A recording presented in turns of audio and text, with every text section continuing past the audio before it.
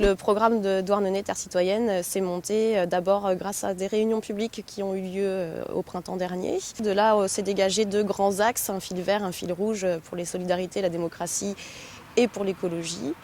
Et des ateliers ont été mis en place spontanément. Voilà, les gens, en fonction des thèmes qui leur tenaient à cœur, se sont rassemblés et ont travaillé d'arrache-pied pendant des mois pour construire ce programme. C'est pas la volonté d'un seul homme ou d'une seule femme, c'est pas quelque chose qui est tombé tout cuit et qu'on aurait à défendre, c'est quelque chose sur lequel on a vraiment travaillé et donc c'est de la politique faite avec les tripes et le cœur et la tête. La démocratie, c'est pas seulement le vote, c'est pas seulement le débat, c'est aussi les différentes formes de manifestation qu'on a pu observer depuis plus d'1 an. Cette démocratie, elle s'exprime aussi dans la rue et c'est à nous de l'entendre. Nous, ce qu'on souhaite, c'est que tout projet structurant, il soit coécrit, co-construit par la population et par les différents acteurs concernés.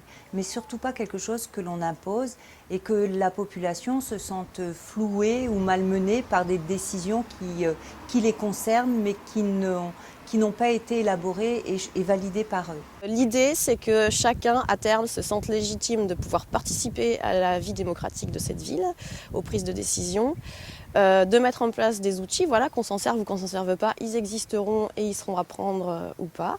Ça implique vraiment tout le monde, ça va des enfants, des jeunes, aux gens sans papier et aux gens qui ont le droit de vote, qui ont déjà cet outil-là, mais c'est un outil parmi d'autres que de pouvoir aller voter. On a un outil démocratique qui est le vote, mais qui n'est pas suffisant. Et l'idée qu'on a eue, nous, c'est de faire vivre cette démocratie encore plus. Les choses auxquelles on a abouti, après avoir travaillé longtemps quand même, c'est de mettre en place des instances, par exemple le Conseil des sages, des assemblées de quartier, de travailler aussi beaucoup avec les associations qui font déjà un gros travail démocratique sur le terrain.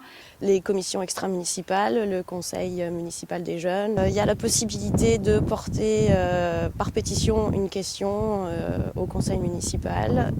Des référendums que l'on peut poser mais qui peuvent aussi remonter de la population sur des thématiques bien précises.